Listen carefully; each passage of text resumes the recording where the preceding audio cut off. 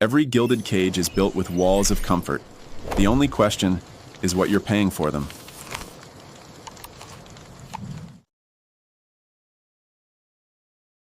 All right, so let's talk about a book that back in 1991 basically became a cornerstone for a lot of modern conspiracy theories.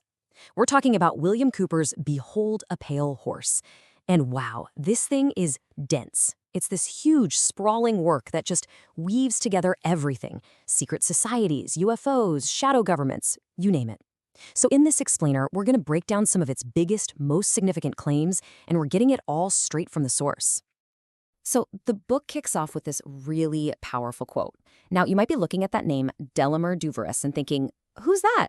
Well, it's actually a pseudonym that Cooper himself uses. And it just perfectly sets the stage for what he sees as his mission. He's basically saying he's here to find that one core truth, the one that's been buried under this just mountain of official lies. And honestly, this idea, it's the absolute key to understanding everything that comes next. Okay, section 1, a man with a message. So you have to ask, right? Who was the guy behind all this? To really get the book, we first have to understand the picture William Cooper paints of himself, right in the opening pages. And you know what's really interesting is how Cooper kicks this whole thing off. Before he dives into any of the global conspiracies, he introduces himself, well, just like this, as a husband and a father. He tells these personal stories about growing up in a military family, about his wife Annie and his daughter, who he called Pooh. And this is absolutely a deliberate choice, right? He's grounding these incredible, extraordinary claims he's about to make in a very normal, very relatable identity.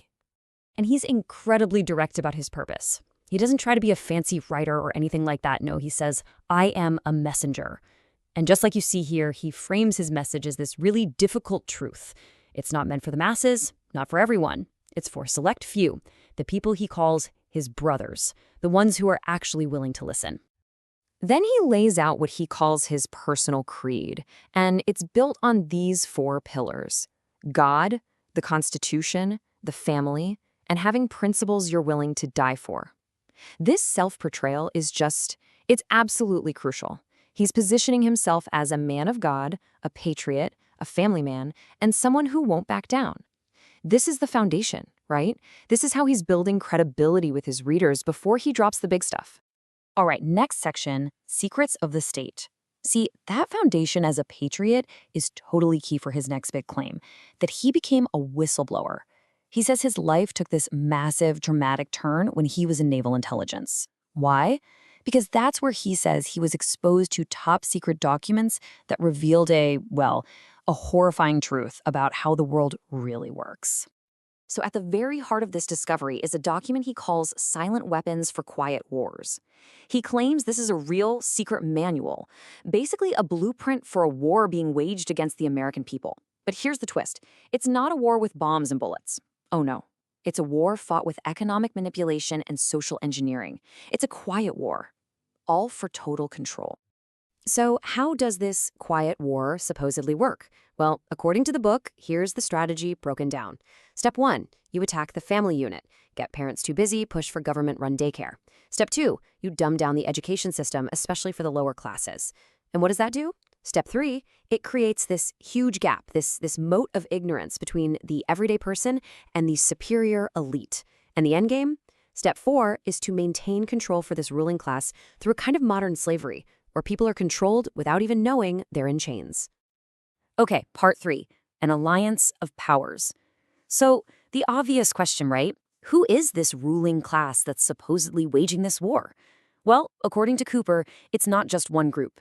He claims it's this powerful alliance of secret societies, and they're all working together toward one goal: to create what he calls a new world order. And here they are, the key players in this secret government, at least as Cooper lays it all out.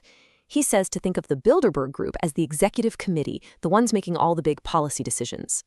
Then you've got the Council on Foreign Relations, or CFR, and the Trilateral Commission. They're like the operational arms, doing the work on the ground to undermine democracy. And then he throws in the Knights of Malta, which he describes as this powerful religious force pushing the whole agenda toward a new world order with the Pope at the top. Okay, and just when you think you've got a handle on it, this is where the theory takes a massive, dramatic leap into the stratosphere. Cooper makes a direct link between one of these groups, the Trilateral Commission, and an extraterrestrial presence. I mean, read the quote. He's claiming their logo, their insignia, was seen on alien spaceships and on alien uniforms. It's a huge pivot in the story. And he doesn't stop there. Cooper then lays out the specific terms of a secret treaty that he claims was made way back under President Eisenhower. And the trade-off, the deal, is pretty incredible. The aliens would give the U.S. government advanced technology. In return, the government had to promise to keep their existence a complete secret, and they had to allow the aliens to abduct a certain number of humans for medical exams as long as they were returned unharmed with no memory of what happened. Yeah, this is easily one of the most jaw-dropping and famous claims in the entire book. So now, with this whole framework of secret societies and alien treaties in place, Cooper starts re-examining huge moments in history. Let's take the JFK assassination, for example. The official story, the one we all know, says it was a lone gunman, Lee Harvey Oswald. Well, the book completely throws that out. Instead, it makes the absolutely extraordinary claim that the fatal shot was fired by the Secret Service agent who was driving the car, a man named William Greer. And the motive? The book says it was on the orders of the Illuminati because JFK was about to reveal the whole alien secret to the world. And that brings us to the final section, the final warning. You see, all of this stuff we've gone through, it's all been building to the book's real purpose. It's not just supposed to be a secret history lesson. No, it's presented as an urgent, desperate warning about a future that, according to Cooper, is already mapped out for us. And what does that planned future look like? Well, a key part of it, Cooper alleges, is a plan to literally round up American citizens. He claims that dossiers have been created for anyone identified as a patriot, basically anyone who would be likely to resist a government takeover. The book claims these people are scheduled to be rounded up all at once, in a single night, to completely neutralize any opposition to the New World Order before it even gets started. And you might be wondering, wait, how could a takeover like that even be legally possible in the United States?